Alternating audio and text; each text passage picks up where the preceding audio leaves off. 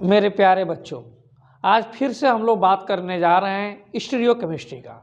Stereochemistry के topic में अभी तक पिछले वीडियो में मैंने एलिमेंट ऑफ सिमेट्री और प्लेन ऑफ सिमेट्री की बात किया था। आज उसी प्लेन ऑफ सिमेट्री के आगे हमने कहा था एलिमेंट ऑफ सिमेट्री हम तीन प्रकार की पढ़ेंगे। एक प्लेन ऑफ सिमेट्री पढ़ा दिया था, दूसरा मैंने कहा था सेंटर ऑफ सिमेट्री पढ़ेंगे और तीसरा मैंने कहा था एक्सिस ऑफ सिमेट्री पढ़ेंगे। तो मैं हेडिंग जो डाला हूं स्टीरियोकेमिस्ट्री के अंतर्गत बात करना है हमें स्टीरियोकेमिस्ट्री, और इस स्टीरियोकेमिस्ट्री के अंतर्गत हम लोग बात करेंगे सेंटर ऑफ सिमेट्री के बारे में। किसके बारे में बाबू? Centre of symmetry. Centre of symmetry क्या होता है, थोड़ा उसको आप समझें। क्या होता है centre of symmetry? Organic compound के लिए मैंने आपको बताया था कि सपोज करो बेटा कोई ऑर्गेनिक कंपाउंड ले लो और इस ऑर्गेनिक कंपाउंड के सेंटर में कोई एक ऐसा काल्पनिक पॉइंट ले लो। काल्पनिक पॉइंट को इंग्लिश में इमेजिनरी पॉइंट बोलोगे, है ना। काल्पनिक का मतलब इमेजिनरी पॉइंट। अब काल्पनिक पॉइंट इमेजिनरी पॉइंट ले लो, इस ऑर्गेनिक कंपाउंड के बीचों बीच में कोई इमेजिनरी पॉइंट ले लेना और इस पॉइंट से मान लो सपोज करो कि 5 सेंटीमीटर आगे जाने के बाद हमें सपोज करो हाइड्रोजन मिलता है। मान लो कि इस सेंटर ऑफ पॉइंट से 5 सेंटीमीटर फॉरवर्ड डायरेक्शन में आगे जाने के बाद हाइड्रोजन मिलता है। तो 5 सेंटीमीटर जाने के बाद हाइड्रोजन मिला, तो इसी पॉइंट से जो सेंटर में तुमने सपोज किया था, इससे ठीक पीछे इस लाइन के ठीक अपोजिट 5 सेंटीमीटर जाना। जितना आगे गए थे उतना ही दूरी पीछे जाना और उतनी ही दूरी पीछे जाने के बाद अगर फिर से यही सेम हाइड्रोजन एटम मिल जाए तो इस पॉइंट को सेंटर ऑफ सिमेट्री बोल देना। सेंटर ऑफ सिमेट्री का मतलब किसी ऑर्गेनिक कंपाउंड के मध्य बीचों बीच एक ऐसा काल्पनिक पॉइंट जिस पॉइंट से दो अपोजिट डायरेक्शन, अपोजिट शब्द यूज कर रहा हूं, विपरीत, दो अपोजिट डायरेक्शन में सेम डिस्टेंस ट्रेवल करने के बाद, समान दूरी तय करने के बाद, सेम डिस्टेंस ट्रेवल करने के बाद सेम ग्रुप मिले तो इस पॉइंट को सेंटर ऑफ सिमेट्री बोलते हैं। तो सेंटर ऑफ सिमेट्री में 3 बातें तुम्हें जानना है। पहली बात कि सर इस पॉइंट से हम लोग हमेशा 2 अपोजिट डायरेक्शन में ट्रेवल करेंगे, मूव करेंगे, चलेंगे 2 अपोजिट डायरेक्शन में। पहली बात हो गई।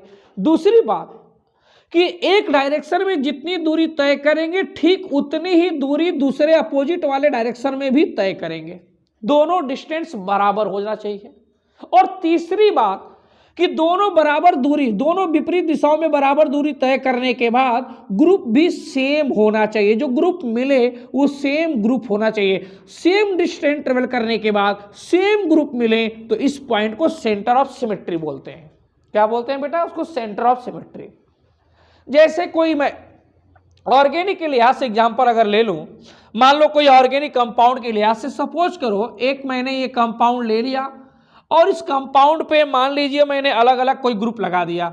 मान लो मैंने यहाँ पे CH3 लगा दिया, सपोज करो मैंने यहाँ पे कार्बोक्सिल ग्रुप लगा दिया, यहाँ पर मान लीजिए इस पॉइंट पे मैंने फिर से CH3 लगा दिया और मान लो इस पॉइंट पे फिर से मैंने कोई कार्बोक्सिल ग्रुप लगा दिया। अब हमको मालूम है ये साइक्लिक, यहाँ पे साइक्लिक रिंग है और इस साइक्लिक रिंग में मैंने इस पोजीशन पे यहाँ पे मान लो ये कार्बोक्सिलिक लगाया है, कार्बोक्सिलिक ग्रुप हमने लगा दिया है इस कंपाउंड के अंदर। सर यहाँ पर ये साइक्लोब्यूटेन का साइक्लिक स्ट्रक्चर है। नंबरिंग करिए 1 2 3 4, 4 कार्बन की चेन थी। दूसरे और चौथे कार्बन पे मेथिल ग्रुप लगा था, सेकेंड और फोर्थ पे मेथिल ग्रुप लगा है। तो इस कंपाउंड का आप नाम बोलेंगे 2,4 डाई मेथिल। मेथिल लगा है इसलिए डाई मेथिल बोलूंगा। साइक्लिक रिंग है तो मैं इसको बोलूंगा साइक्लोब्यूटेन, डाई मेथिल साइक्लोब्यूटेन। पहले और तीसरे पोजीशन पे कार्बोक्सिलिक ग्रुप लगा है तो इस वजह से इसका नाम बोलूंगा 1,3 di carboxylic acid, 1,3 di carboxylic acid. तो हम लोग इसको बोलेंगे 2,4 di methyl, 1,3 di carboxylic acid. अब इस कंपाउंड में तुम देखना, जो मैं मेन बात बताना चाहता हूं, इस ऑर्गेनिक कंपाउंड के सेंटर में एक काल्पनिक पॉइंट ले लो और इस पॉइंट से मान लो मैं इधर इस डायरेक्शन में आऊं तो जितनी दूरी तय करने के बाद यहाँ पे CH3 ग्रुप मिलेगा, ठीक उतनी दूरी इसके विपरीत दिशा में अपोजिट डायरेक्शन में जाओगे तो यहाँ भी CH3 मिलेगा, तो इसका मतलब ये पॉइंट सेंटर ऑफ सिमेट्री हो गया। उसी तरह इसके भी डायरेक्शन में जिधर जाओ तो यहाँ पे आपको कार्बोक्सिलिक मिलेगा, तो इधर भी उतनी डिस्टेंस यहाँ पीछे आओ तो यहाँ भी आपको कार्बोक्सिलिक मिलेगा। इसका मतलब ये पॉइंट क्या कहलाएगा, सेंटर ऑफ सिमेट्री। तो इस पॉइंट को आप नाम बोलोगे सेंटर ऑफ सिमेट्री। तो ये बेटा सेंटर ऑफ सिमेट्री का मतलब हुआ। अब कुछ और भी एग्जाम्पल आप समझना चाहो तो उस एग्जाम्पल के द्वारा भी समझ सकते हो, ऐसी बात नहीं कि सिर्फ इसी एग्जाम्पल के द्वारा समझोगे। मान लो सपोज करो ये कार्बन है और यहाँ पे मैंने ये कीटोन CO ग्रुप लगा दिया, ये NH सेकेंडरी एमीन लगा दिया, फिर कार्बन लगा दिया, फिर से यहाँ पे NH लगा दिया, ये कीटोन ग्रुप लगा दिया और यहाँ पे इस कार्बन को जोड़ दिया। इस कार्बन से मैं यहाँ पे मेथिल ग्रुप जोड़ दिया, सपोज करो यहाँ हाइड्रोजन जोड़ दिया। इस कार्बन से भी मैंने मेथिल ग्रुप जोड़ दिया और यहाँ पर मैंने हाइड्रोजन को जोड़ दिया। अब इस कंपाउंड को देखो आप, इस कंपाउंड का अगर नाम पूछोगे तो ये दो मेथिल ग्रुप एक दूसरे से अपोजिट साइड है, इसलिए ट्रांस शब्द का यूज करेंगे।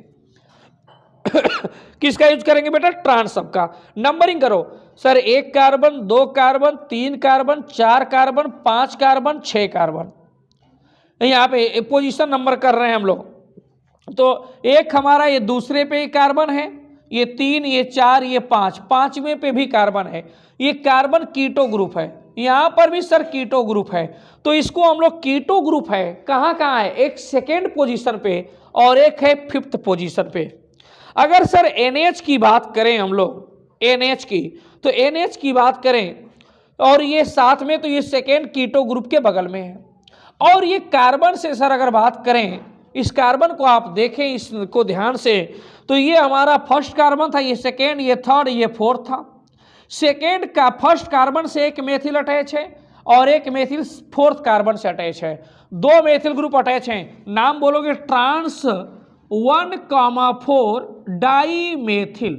इसका नाम बोलोगे ट्रांस 1,4 डाई मेथिल। ट्रांस क्यों लगाया, 2 अपोजिट डायरेक्शन में इसलिए। डाई मेथिल क्यों लगाया, क्योंकि 2 मेथिल ग्रुप हैं इसलिए, है ना। और 1 और 4 क्यों लगाया, क्योंकि एक मेथिल फर्स्ट कार्बन से थी और दूसरा वाला मेथिल चौथे कार्बन से था, इसलिए हमने लगा दिया। अब आगे की बात करिए सर यहाँ पे दूसरे पे कीटोन है, 5वें पे कीटोन है, इसलिए इसको बोलेंगे 2,5 डाई कीटो। और ये पूरा कंपाउंड का नाम है पिपराजीन, तो आगे बोलोगे डाई कीटो पिपराजीन। तो कोई पूछेगा इस कंपाउंड का नाम बताइए तो बोलोगे ट्रांस 1,4 डाई मेथिल 2,5 डाई कीटो पिपराजीन। अब यहाँ पे आगे देखना, जो मेन पॉइंट मैं बताना चाहता हूँ, नाम नहीं सीखना है हमको सीखना है सेंटर ऑफ सिमेट्री। तो सर इसके काल्पनिक पॉइंट एक ले लीजिए, इमेजिनरी पॉइंट, और इस पॉइंट से आप यहाँ पे अगर जाएं देखें तो यहाँ पे कार्बन दिखेगा, तो इसके अपोजिट आइए तो इतनी दूरी तय करने के बाद यहाँ भी कार्बन दिखेगा। अगर सर आप इस डायरेक्शन में आए तो आपको यहाँ कीटोन ग्रुप दिखेगा, इतनी दूरी पीछे जाइए तो यहाँ भी कीटोन दिखेगा। इधर आइए तो आपको NH ग्रुप दिखेगा, इतना दूरी इधर करिए तो यहाँ भी NH मिलेगा। इधर सर आइए आप थोड़ा और आगे बढ़िए तो यहाँ पे देखें, यहाँ CH3 मिलेगा, इधर भी CH3 मिलेगा। इसका मतलब ये पॉइंट क्या कहलाएगा, सेंटर ऑफ सिमेट्री। तो इस पॉइंट को कोई पूछेगा क्या है तो बोलोगे सेंटर ऑफ सिमेट्री। तो सेंटर ऑफ सिमेट्री का मतलब डेफिनेशन जान गए। कहोगे एक काल्पनिक पॉइंट, जिस काल्पनिक पॉइंट से 2 अपोजिट डायरेक्शन में सेम डिस्टेंस ट्रेवल करने के बाद सेम ग्रुप मिले तो उस पॉइंट को सेंटर ऑफ सिमेट्री बोलेंगे।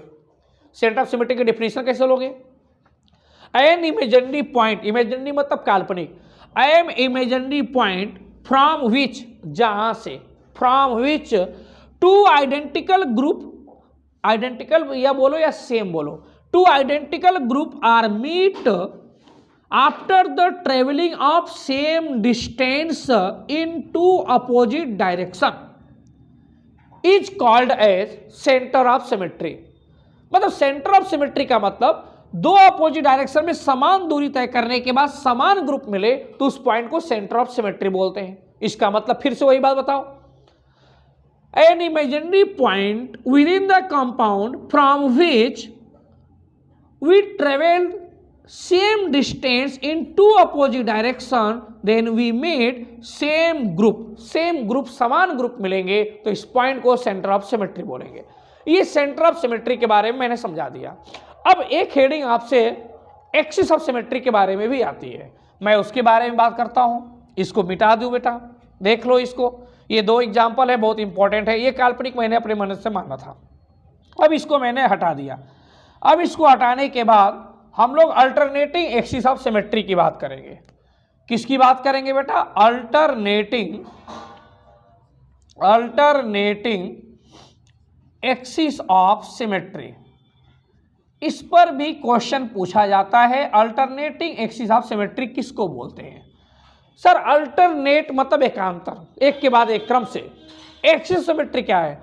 सर कोई ऑर्गेनिक कंपाउंड आप ले लीजिए और इस ऑर्गेनिक कंपाउंड को इसको 360 डिग्री के एंगल से रोटेट कराइए। कोई ऑर्गेनिक कंपाउंड आप ले लीजिए, उस ऑर्गेनिक कंपाउंड को उसके एक्सिस पे, उसके अक्ष पे 360 डिग्री एंगल से आप इसको रोटेट करा दीजिए।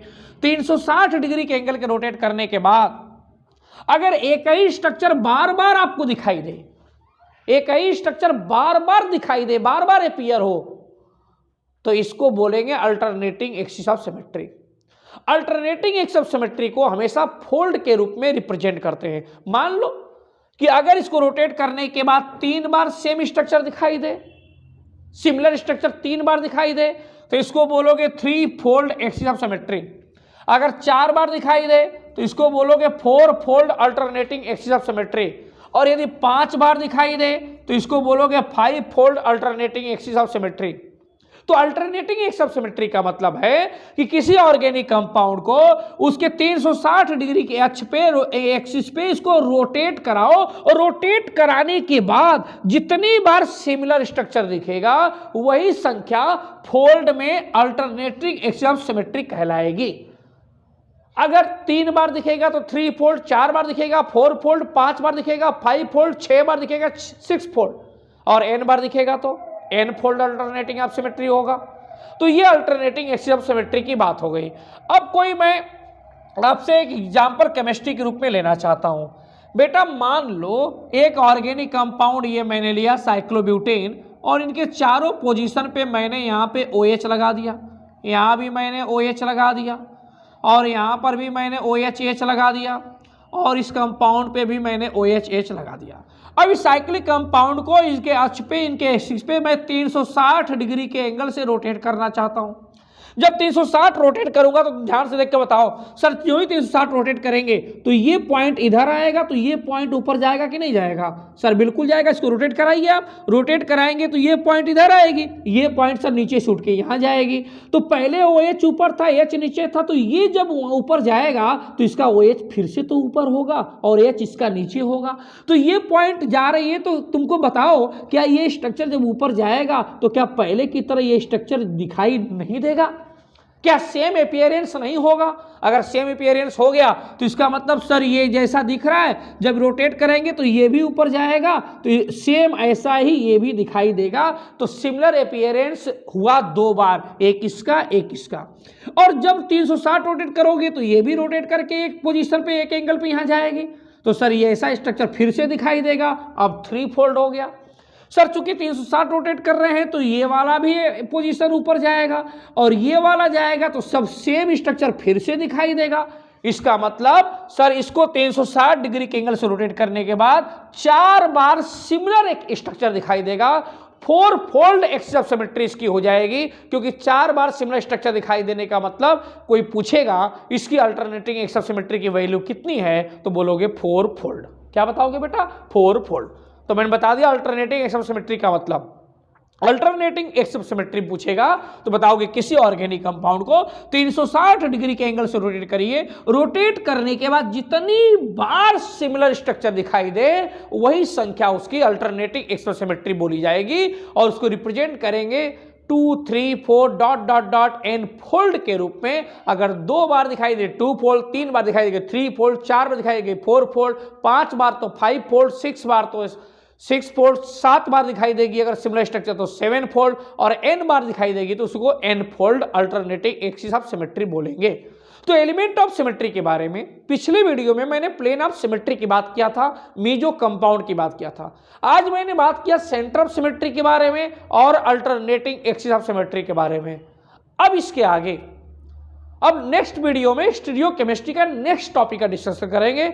आप सभी वीडियो देखते जाइए, बहुत फायदा मिलेगा। तब तक के लिए धन्यवाद, नमस्कार।